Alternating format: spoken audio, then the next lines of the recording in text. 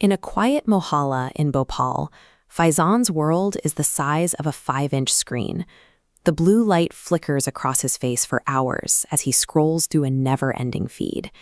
He spends his days consuming headlines that make his blood boil. He feels the heat of the argument, diving into comment sections to trade insults with strangers over things he cannot control.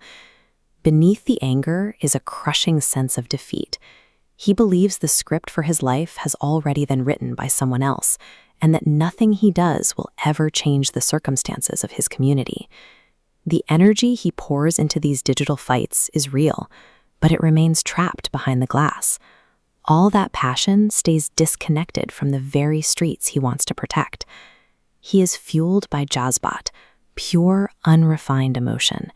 It's a powerful feeling that creates the illusion of progress, making him feel like a soldier while he's sitting still. This cycle is deceptive. Because he is always reacting, he never notices that his own potential is being traded for a few seconds of digital dopamine. The rush of digital outrage creates the sensation of movement, while ensuring his life remains exactly where it started. His grandfather, Dada Abu, has spent weeks watching this from the doorway. He sees the frustration in Faizan's eyes and the phone that never leaves his hand. One afternoon, the old man interrupts the scroll. He places an old, weathered fountain pen on the desk, right next to the glowing smartphone. Faizan looks at the pen and then at his grandfather. He doesn't see a tool. He sees a relic from a time that no longer exists. But Dada Abu speaks with the weight of history. He tells the boy that a community can survive a physical defeat on the battlefield. The real danger is when a people stop valuing the kalam, the pen. When they abandon the pursuit of intellect, they lose the ability to define their own future. Influence isn't found in the loudest shout. It is built through the quiet, steady mastery of one's own mind. To show him what that looks like in practice, Dada Abu points to a photo on the wall, Dr. APJ Abdul Kalam. Kalam was a man who understood the mechanics of power. He led the teams that built India's missiles, mastering the physics of flight and defense. But his real legacy wasn't in the weapons. It was in his books and his reports. He is respected because he used his intellect to solve the nation's most complex problems.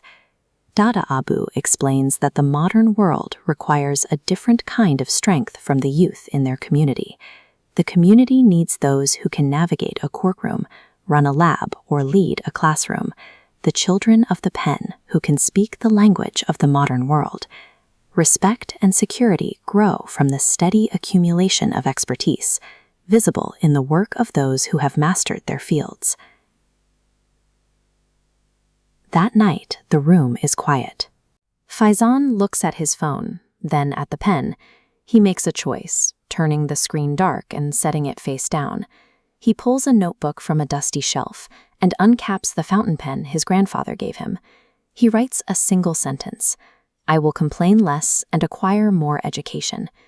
Growth begins when the focus shifts from consuming what others have built to building something original. Change doesn't happen overnight. Over the next several years, Faizan replaces his late-night scrolling with study. He spends hours in libraries, preparing for exams that will determine his path. He starts small by gathering children from the neighborhood on the weekends. He teaches them English basics for free, discovering that the best way to master a subject is to pass it on to someone else. When he sees the same old hatred online, he no longer feels the need to shout. He responds with the clarity and character he's cultivated through his studies. Years of this discipline eventually leave him to the front of his classroom as a teacher. He is now part of the same legacy Dr. Kalam left behind, mentoring a new generation to hold their own future. The pen is more than a tool for writing. It is a tool for deciding who you will become. A community that masters it cannot have its